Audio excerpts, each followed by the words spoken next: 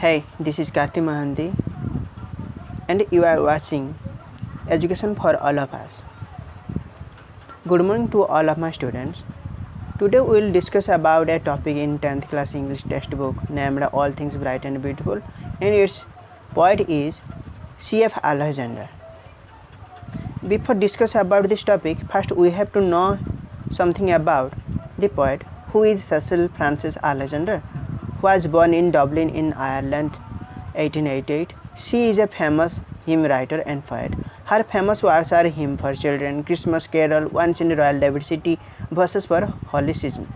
This poem is included in Hymn for Children.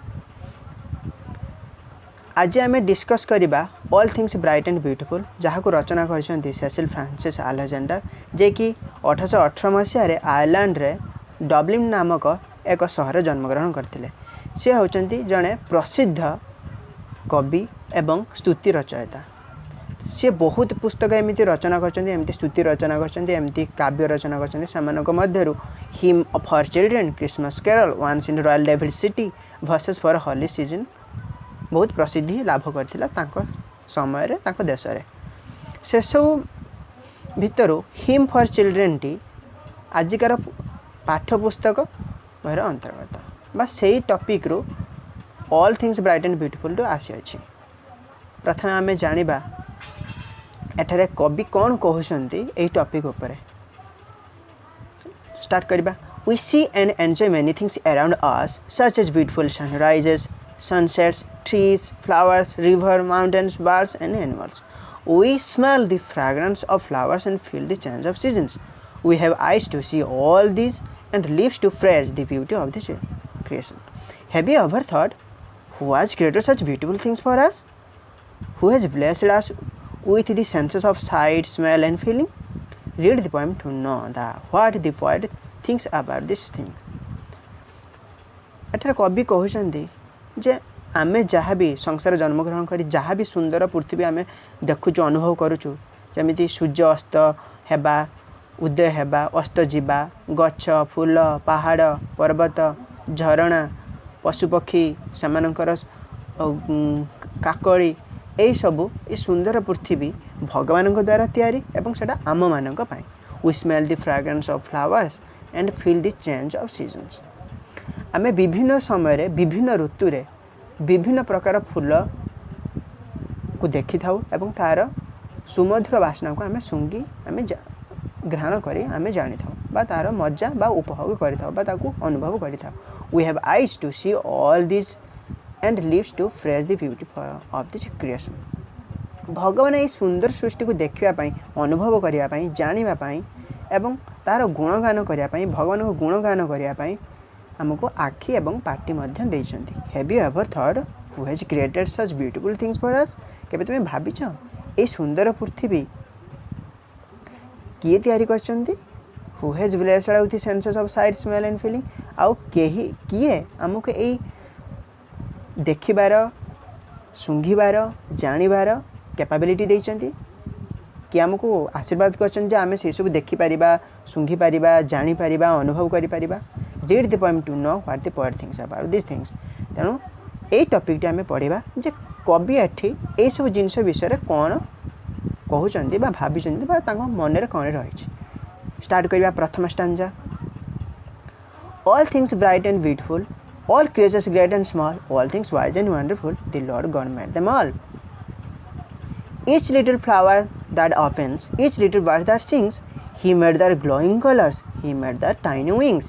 The purple-headed mountain, the river running by, the sunset and the morning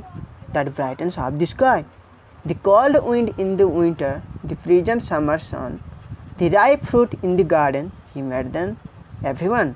The tall trees in the greenwood, the meadows where we play, the rushes by the water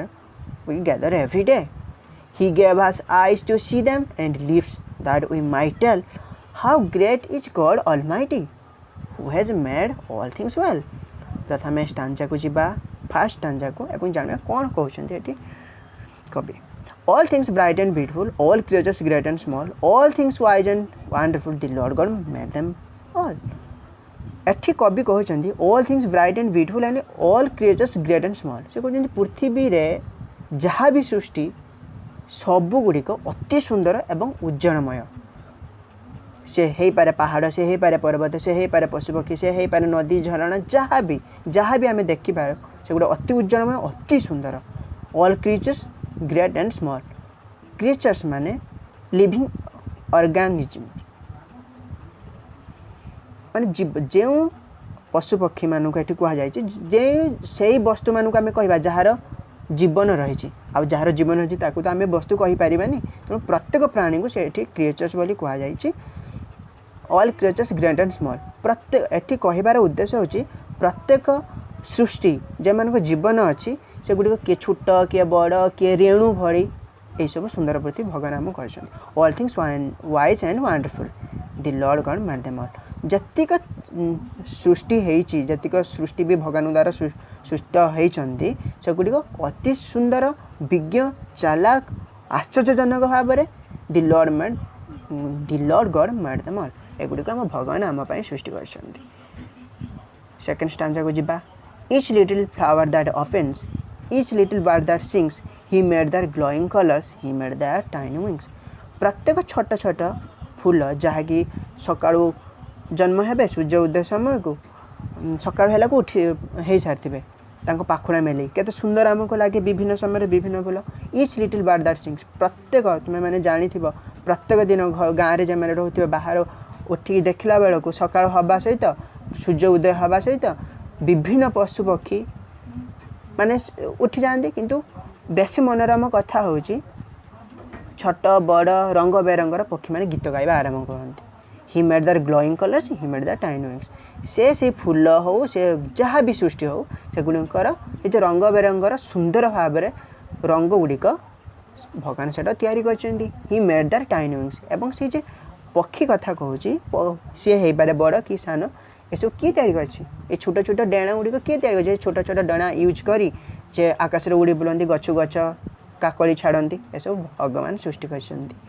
The purple headed mountain, the river running by, the sunset and the morning that brightens up the sky. Purple headed mountain, the river running by.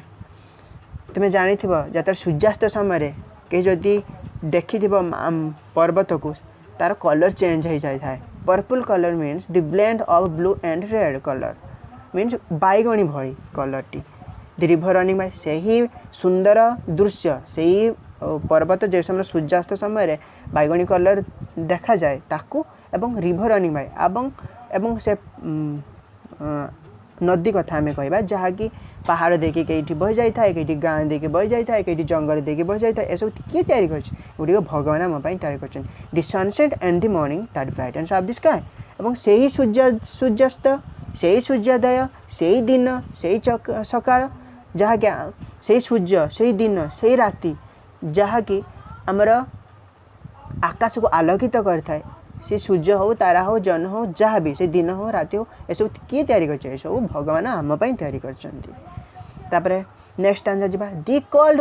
Wind in the winter the pleasant summer sun the ripe fruit in the garden he made them everyone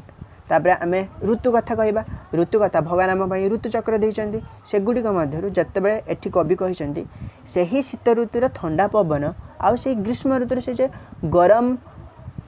उज्जवल सूर्यंकर से जे किरण सब कहाँपाई ये सुंदर सब पृथ्वी कहाँपाई आम तैयारी कर भगवान तैयारी कर the ripe fruit in the garden he made them everyone तापर से ही बण जंगल बगीचार जहाँ भी सब फल फूल सब रही विभिन्न समय विभिन्न फूल फल मिलता है केतेबेले आंब पणस ग्रीष्म ऋतु तो केतेबेले बाड़ी बगीचार शीत ऋतु बसंत ऋतु सेमती बहुत प्रकार फूल फल आमको मिलता है जहाँकि यहाँ भगवान आम मानी कर नेक्स्ट आंसर जा the tall trees in the greenwood the meadows where we play the rushes by the water we gather every day तापर एठी कहछन्ती the tall trees in the greenwood greenwood माने होची फॉरेस्ट फॉरेस्ट माने होची जंगल JD नील नील गछ तांको सबुज पत्र खेलेकी थांती the meadows where we play mead होची the plural form of mead which means a grassland माने मीड होची तार बहुवचन शब्द एवं तार एक वचन जब आम करवा हम मीड जार अर्थ होची घास पड़िया the rushes by the water we gather every day से कहते देख एठी रसेस गोटे वर्ड रही रसेस एटा भी प्लूराल रही यार सिंगुलर हम बा एक वचन हम रस या माने होची the plants that grow in water माने से जे घास भरी उद्भिद गुड़िक जोड़ा पानी रे ही जन्म होता है जमती इंचुड़ी आमर एठी बालेश्वर लांगुएज कहते इंचुड़ी बोली से गुड़ को मुझे बहुत खेली से भाई कथा कहुई से कहे से लंबा लंबा गच जहाँकि जंगल था आम छोट बेले घास पड़े खेलू छोट बेले आम पानी से गुड़ा संग्रह करके मजा करूँ ये सब किए तैयारी कर भगवान तैयारी कर गोटे वर्ड अच्छी ये स्टूडेंट्स मैंने देख गैदर गैदर माने कलेक्ट करवा संग्रह करवा एकजुट करवा ओके नेक्स्ट आंसर को जीवा He gave us eyes to see them and lips that we might tell how great is God Almighty who has made all things well. तापर सी कहते